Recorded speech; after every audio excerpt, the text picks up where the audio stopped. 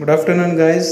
ఈరోజు నెల్లూరు ప్రాంతంలో petrol and diesel చాలా చాలా చాలా ఇబ్బందిగా ఉంది. కాబట్టి ఆటోస్ కానీ లేదా డీజిల్ కానీ పెట్రోల్ కానీ లేదా సిఎన్జి గ్యాస్ కానివ్వండి, చాలా చాలా వరకు మనకు ఇబ్బందులు కలుగుతున్నాయి.